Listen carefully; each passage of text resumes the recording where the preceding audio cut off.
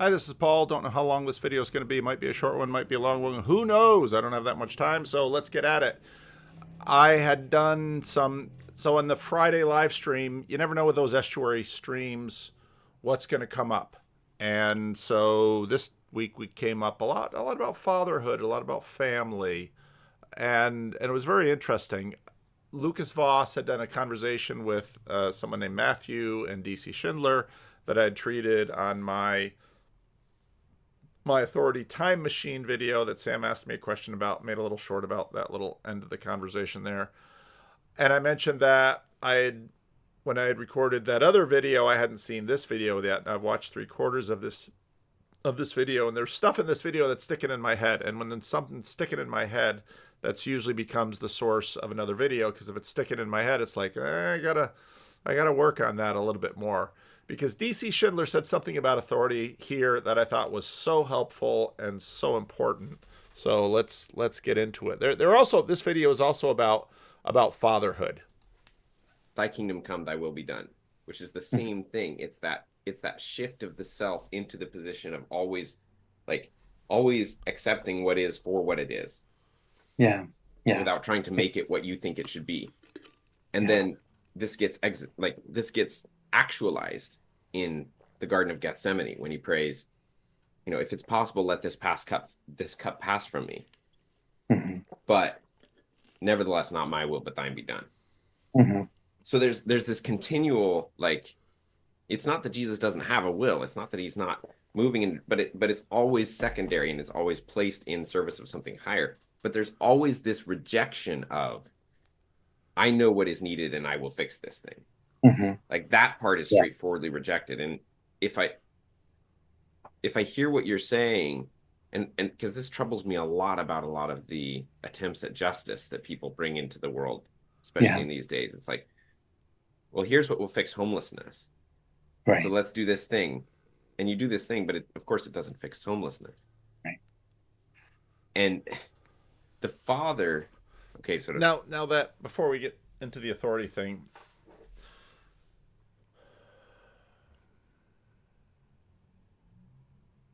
I just finished my rough draft and was on authority, and Chemo this week asked me about how it works, how it works that I put my sermons together, and I talked about them. I said usually Monday I don't do anything. Tuesday I read the text and think about it a little bit. Wednesday I'll do some research on the text, the Greek commentaries, whatever. Thursday I will write a PowerPoint where I get some thoughts down, some structure down, some illustrations in. And then Friday I'll take a look at that, and I'll tweak it some more, and then I'll make a rough draft. Saturday I let it rest. Sunday morning polish it off or change it dramatically sometimes, and then Sunday morning I preach it. And one of the things that I've been thinking a lot on with these texts have been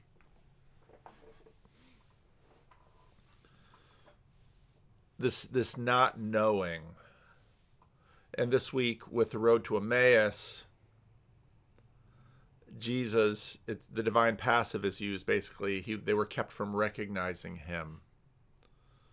And you find that in Luke a fair amount, this divine passive that's used, where there's sort of a covering that's over their eyes. They can't see. And of course, in the road to Emmaus, when he breaks the bread, they see him and he disappears. And what a nice illustration here by Ken when he's talking about, let's say, homelessness. Fix homelessness. This very much gets into a question of authority, because let's say you would pause someone. It will be very platonic here, a little platonic dialogue. What exactly do you mean by fixing homelessness? What would fixing homelessness look like? And someone might say, well, we no longer see tents on the street. Well, you can do that by just sending out the police and having the police, write an ordinance against vagrancy or camping, and then have the police go out and, roust people up and throw their tents away and lock them in jail overnight and then release them. And, well, that fix homelessness. Well, you'll probably push the homeless people out of your town, maybe into a town next door, or maybe you can give out plane tickets or bus tickets and send them to another place. Will that fix homelessness? So right there in the sentence, there's a an invitation to ask deeper questions about, well, what exactly is homelessness? So if everybody's couch surfing or they find really good hiding places to sleep at night, is homelessness fixed? And it betrays this quality that we have of, I use the illustration, Jesus is heading towards Jerusalem. Everybody's excited that he's marching to Jerusalem. And they all sort of have a vague idea about what they want to see happen when he gets there. Now, if you were to sort of press the people, they could make up stories like, the split brain experiment. People can make up stories really well. I think angels should come down and, fly away with Roman guards like the army of monkeys the in the Wizard of Oz. Or I think Roman soldiers should disappear, an annihilationist vision of undoing the Roman occupation. Or Jesus' disciples should get swords and go out and scare the Romans away, and armies should be mobilized, and with Jesus' power combined with some boots on the ground, they ought to be able to rout legions. And and this is just sort of common when you think back to, let's say, the Second Gulf War. Okay, we're going to storm into Baghdad and get Saddam Hussein. Okay, and then do what? The future is, there's combinatorial explosiveness with respect to the future and with respect to our problems that we can't necessarily see exactly, but we do operate assuming we sort of know what is coming. And the case is usually more that we do something and then stuff happens and we decide if we like that or not. And now we're going to get to this idea of authority, and I really like what D.C. Schindler does with it here. Put a bow on what I'm trying to say here. The father has the capacity to try to shape his children into what he thinks they should become. Or he has the capacity to love them for who they are and live in such a way that they want to become the way he thinks might be good for them, purely of their own accord. Yeah. And we could sort of flesh that out, because fathers sometimes have at least two modes of operation here, in terms of, well, I am going to, through strict observation, and I think about Ray's case that I just made the little clip of. When will I release that video? I don't know. Through just sort of hounding them and nagging them, I'll shape them into what I want. And that does have impact, but it's usually resented. And for that reason, the other way that Ken just said, and live in such a way that they want to become the way he thinks might be good for them, purely of their own accord. So sort of modeling, encouraging, carrots and stick. One is heavy stick and one is a little bit more carrot. Yeah, no, that's, I mean, you raised some, just wonderful things. I mean, I think you've kind of put your finger on like the nub points of the whole gospel. Those are sort of the crucial moments. It's amazing. I mean, the things you just mentioned are, this is the heart of patristic theology, Maximus the Confessor. I mean, it took centuries for the church to unfold this idea of the will of Christ and so forth. But the heart of it, I mean, and this is. I'm so glad you brought in Maximus there, because he's one of my most significant figures in my thinking. Okay.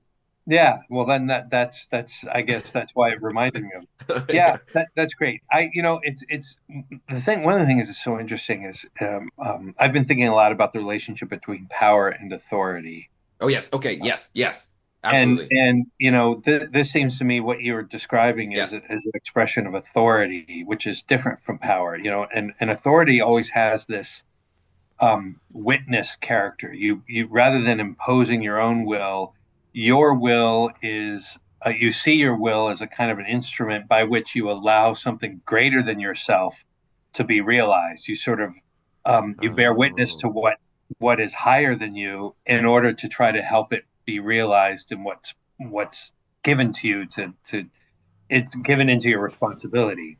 And and he said that it's like, oh wow, that's so true. And that is what authority is. Authority has a beauty to it, and we want to sort of conform ourselves to it, and we do it willingly. Now, obviously, if it's not a good authority, that's going to bear bad fruit, but that's all part of sort of this constant checking and testing that we do, that is sometimes filled with doubt. But is this good fruit? Is this good fruit? Do I have to keep doing it? And even in an evil way, I think about Joseph Stalin and starving the Ukraine and Belarus because he thought, well, this is what we have to do to sort of prime the pump on this glorious eschatological vision of that communism is promising, and then of course it doesn't happen. And all you've just done is killed a bunch of people and destroyed a rather vibrant, productive population. Oops. So in that way, authorities crash and crumble. And communism was tried for a number of decades, and there was a sense of authority, and it all sort of fell apart. But obviously, the vision here is of divine authority and truth that, in the end, it will bring flourishing. And of course, that sets up so many conversations with respect to, okay, so read the book of Deuteronomy. If you keep the covenant, then you'll be blessed. And it's almost sort of a, okay, well, here's the covenant, and the covenant's in line with divine authority, and it's rather karmic in that, okay, if you keep the covenant, then everything will flourish. This book Deuteronomy says. If you violate the covenant, then everything will be cursed. That's what Deuteronomy says. And it's sort of like it's sort of a natural law argument, and it's adjacent to it. And then, of course, things aren't flourishing, and so the logical reason for that, um, Book of Chronicles, is that, well, you failed to keep the covenant. And in fact, the Book of Judges, and Israel fails and fails and fails. And of course, that sets up then the conversations in Jesus' time about this. And then Jesus comes in and fulfills the covenant and then leads his people. And of course, the idea is that Jesus ends the Gospel of Matthew.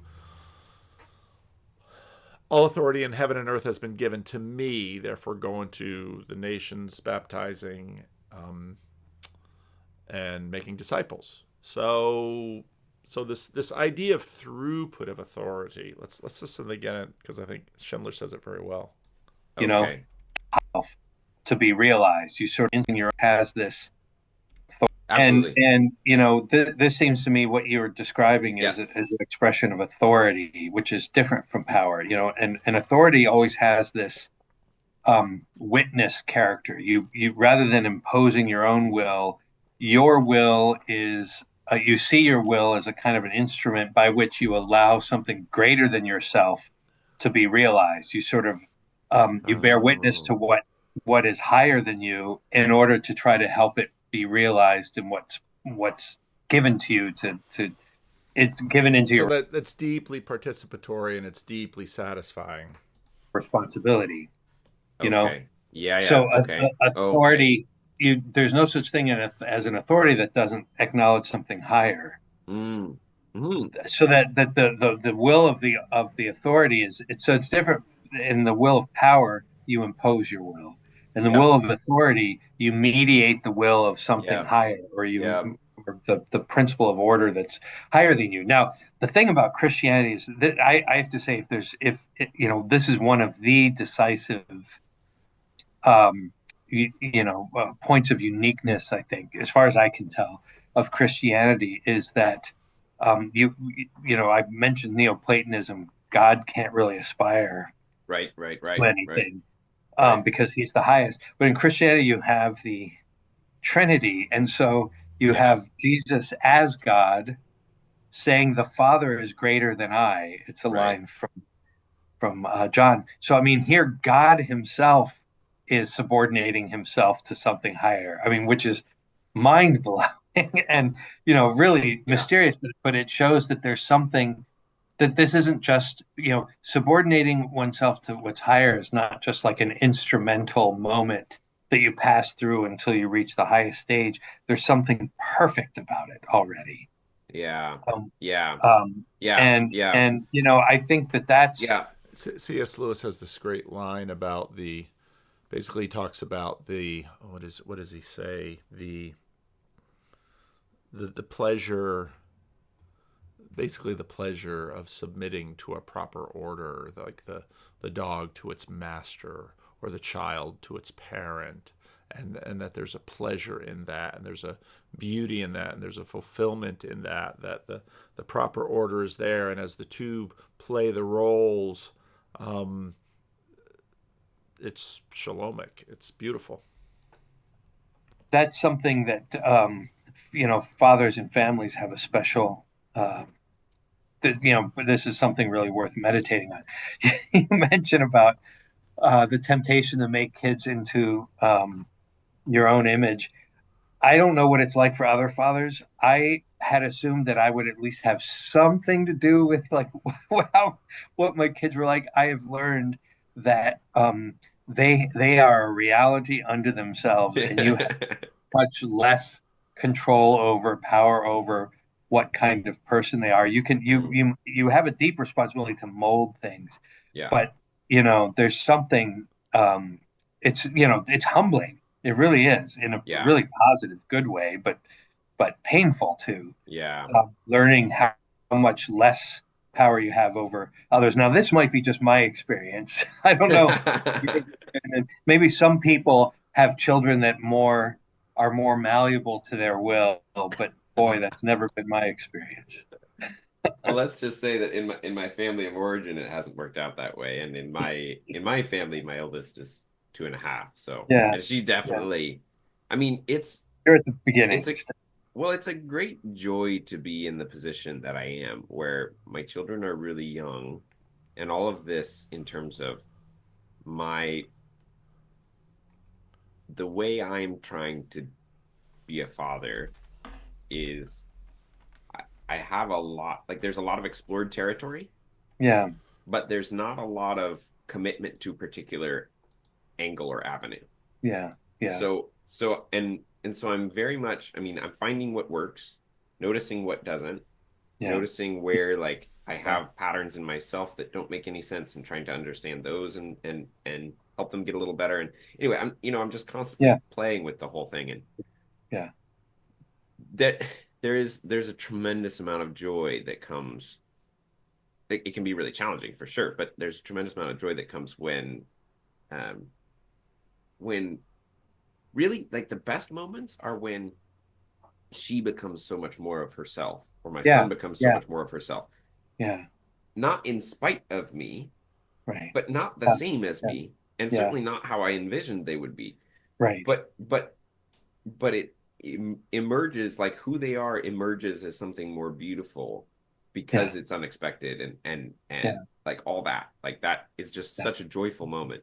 And yeah, I love this. I've not thought, I mean, I've thought a lot about power and authority. I had not encountered that idea of the aspect of witness as being a way to make the distinction. I really like that because and what kept coming up in my mind was the sort of, in a lot of ways, especially my day-to-day thinking, I have a deep sense of affinity for sort of Taoist and Zen sensibilities. And there's something very there was something of that that felt present there, because there's like the witnessing and that sort of like acknowledgement that one is sort of in between, yeah. Right. and that therefore, any exertion of power has to come from somewhere. Yeah. You know, it's not, there's Right. no, it doesn't even make sense to have some sort of arbitrary imposition of my will. That it's just an Yeah. absurdity in a way. Yeah. Yeah. Right. Right. Yeah. I mean, and then, you experience your will as fruitful rather than as, productive. Oh And, yeah. Oh, the that's image really of good. Yeah. fruitfulness is just, you receive and it grows within you. That's the way of witness. And, in bearing witness, that's you're also teaching your children that a leader is one who obeys what's good, true, and beautiful. Courageously obeys what's good, true, and beautiful. So there's a you know we don't oppose leadership and obedience. They actually go together in all sorts of profound ways. Yeah.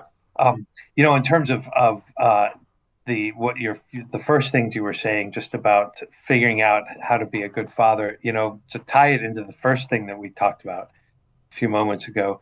The very first thing I think that a father can do for his children is just love to be with them. Yeah. To actually enjoy. And a lot of this we talked about in the Friday live stream, but this idea of witness, and again, they didn't say it this way, and this is always funny about listening to something, because that's why I go back and listen again, because often my mind has filled in some words, I've added some things to it. Sometimes the things help, sometimes the things don't. But this idea that, again, the leader obeys, and it's sort of a pass through. The leader isn't the leader is always pointing, and you see this with Jesus in the Gospel of John. Jesus is always pointing to the Father. Um, in some ways, he's sort of mirroring the Father. But authority, you get the sense that authority does this, and again, he said, different from Neoplatonism, where the one is sort of captive in Neoplatonism, whereas with the Trinity, there are a lot more options in terms of how these things can be witnessed and manifest, and then how the will of God can be implemented and borne witness to and can become fruitful. So I just wanted to sort of get that in and point to this video. I don't know how long the video is, but there it is.